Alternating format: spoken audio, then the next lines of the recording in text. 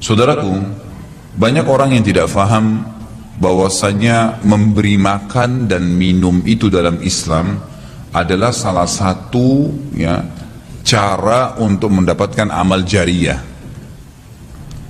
Jadi banyak orang memikirkan amal jariyah itu hanya membangun bangunan, hanya membagikan Al-Quran sehingga dihafal.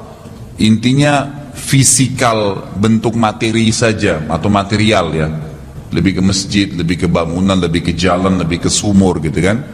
Padahal sebenarnya ada hal-hal lain yang bisa menjadi penyebab amal jariyah, di antaranya makanan dan minuman. Jadi hadis Nabi SAW yang sahih riwayat Imam Ahmad, ini rahasianya di hadis ini.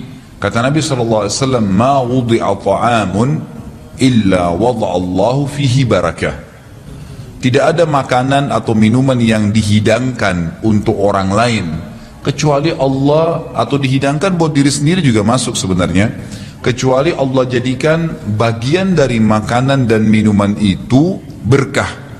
Maksudnya berkah apa? Kata para ulama, dia akan berada di tubuh orang yang mengkonsumsinya selama dia masih hidup. Jadi begini, orang tua kita semua, Bapak Ibu sekalian, orang tua kita, seperti saya, orang tua saya misalnya, pada saat saya ceramah di masjid ini, saya mendapatkan pahala karena menyampaikan agama Allah, insya Allah, bila diikuti dengan keikhlasan. Semoga Allah ikhlaskan niat kita. Orang tua saya panen pahala saya. Kenapa Bapak Ibu sekalian? Karena saya tumbuh dari ASI ibu saya, dan saya tumbuh dari nafkah ayah saya. Makanan, minuman yang saya makan selama ini sehingga membantu pertumbuhan badan saya menjadi besar, dan akhirnya saya bisa hidup, maka itu menjadi amal jariyah. Makanya dalam hadis riwayat Imam Muslim, seorang sahabat bertanya, ya Rasulullah, ayyul islami khair? Perbuatan apa dalam Islam yang khair? Khair ini yang baik sekali, pahalanya besar sekali, selain yang wajib, yang sunnah-sunnah aja nih. Nabi SAW tidak mengatakan perbanyaklah sholat sunnah. Kenapa? Sholat sunnah secara individual, puasa sunnah, zikir, ngaji, bukan. Karena orang ini mengatakan khair artinya yang banyak sekali pahalanya, banyak sekali manfaatnya, dan ringan, sunnah. Berarti orang lain bisa merasakan. Apa jawaban Nabi SAW? Tut'imut ta'am wa tusallimu ala man ta'rif wa man lam ta'rif.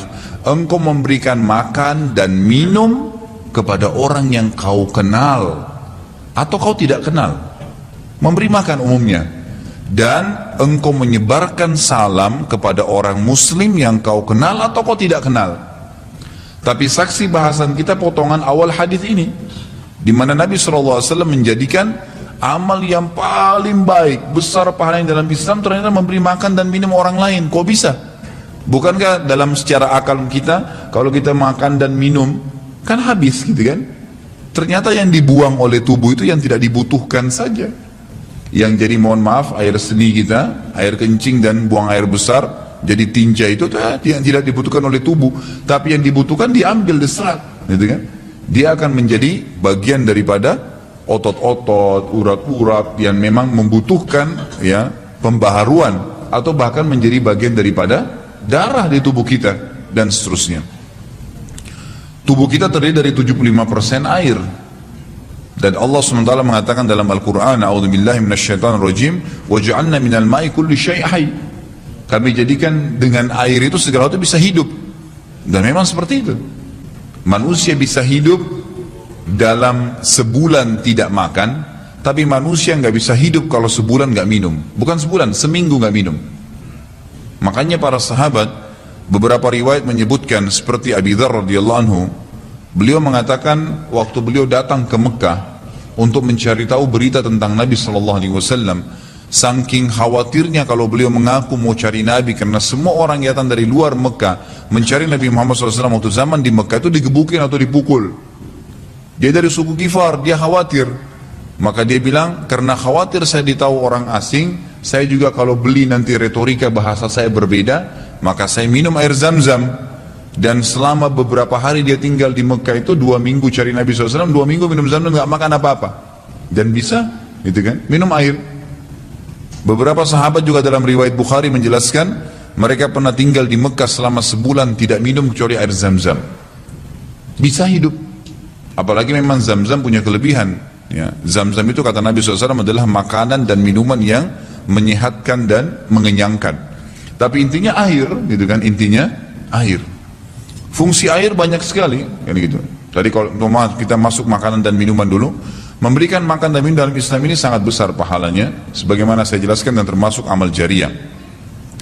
Di dalam Islam ada beberapa kegiatan yang kita disuruh untuk memberikan makan dan minum orang, seperti misalnya membuka puasakan orang lain dengan minum dan makan, dan dijanjikan pahala yang besar. Man fattara sha'iman kana lahu mithlu ajri sha'imin min ghairi an yanqus min ajri sha'imin syai'a. Siapa yang membuka puasakan orang lain, maka dia akan dapat pahala orang itu tanpa dikurangi sedikit pun dari pahala orang yang buka puasa tadi. Dan Umar bin Khattab radhiyallahu anhu pernah memanen pahalanya 1 kota Madinah di zaman khilafah beliau dengan air. Jadi zaman khilafah beliau di akhir hidupnya, atau maaf, di akhir khilafahnya beliau sempat di akhir Ramadan juga, bukan di akhir khilafah, mohon maaf, di akhir Ramadan, dia salah 1 tahun khilafahnya beliau sempat ingin membuka puasakan orang, sudah mau habis Ramadan, ingin dapat pahala. Waktu itu beliau jadi khalifah, jadi raja, diiklankanlah di Madinah, ya dia bilang pada pembantunya, gulamnya, tolong iklankan kalau saya akan buka puasakan orang. Ingin cari pahala, orang semua diiklanin. Amir Mu'minin bin Khattab mengundang buka puasa. Orang-orang pada berbondong-bondong datang. Yang undang siapa? Raja.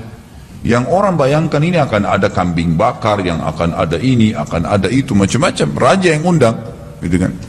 Ternyata Bapak Ibu sekalian, waktu sudah ngumpul semua jemaahnya, masyarakat depan Umar menyuruh membagikan gelas-gelas yang zaman itu memang terbuat dari tanah liat.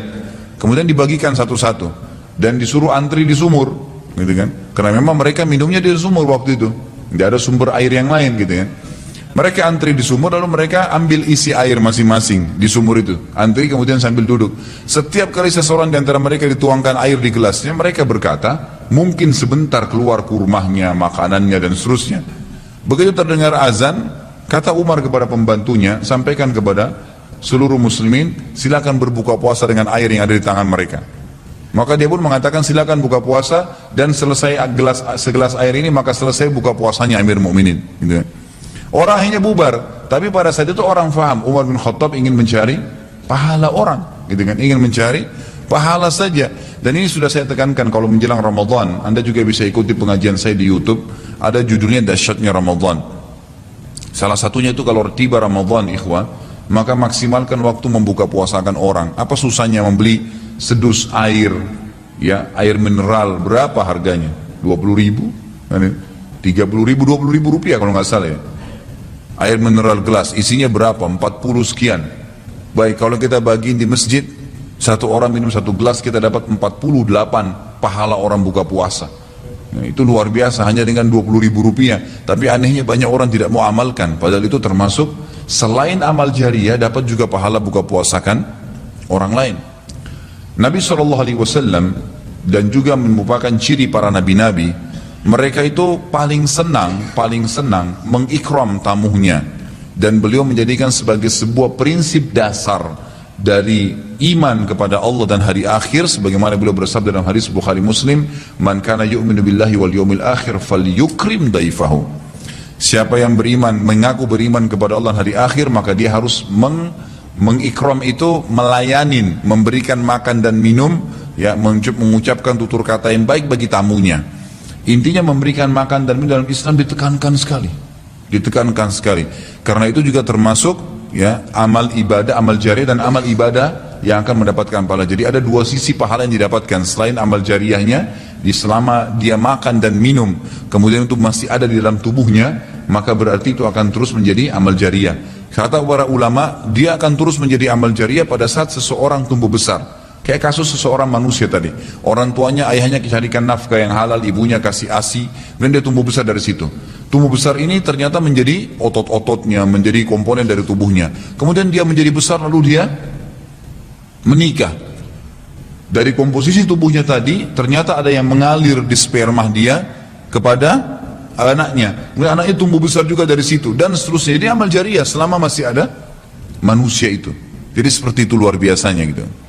Di antaranya tadi saya bilang, kita bisa mendapatkan pahala dengan buka puasakan orang. Yang kedua, mengikram orang. Mengikram ini memberikan, menyuguhkan sesuatu buat tamu. Ya. Termasuk ya, yang dianjurkan adalah sering-sering ya, mentraktir orang lain. Ada kultum saya itu. Subhanallah, saya isi salah satu pengajian di salah satu kantor di Sudirman ini. Sampai saya dibisikin, Ustaz, setelah saya nonton di YouTube ceramahnya Ustaz tentang traktir, ini teman-teman semua pada berebut nih, saling traktir-traktiran gitu. Jadi nggak lagi nunggu temannya yang bayar, tapi dia yang bayar duluan. Ternyata itu amal jariah ya Ustaz ya. Oh iya, amal jariah. Kan gitu, memberikan makan orang. Bayangkan kalau dia makan dan minum dia kenyang, kemudian ada yang jelas pasti ya, makanan minuman yang dimakan dan diminum itu pasti ada bagian yang akan menjadi komposisi tubuhnya, nggak mungkin semua terbuang. Maka itu berarti akan jadi amal jariah.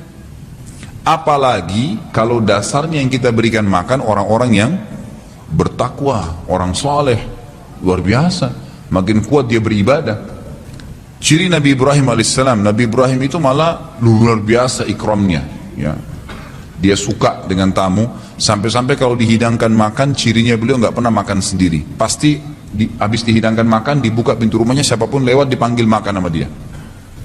Syekh bin Baz hafizahullah rahimahullah, beliau sudah meninggal.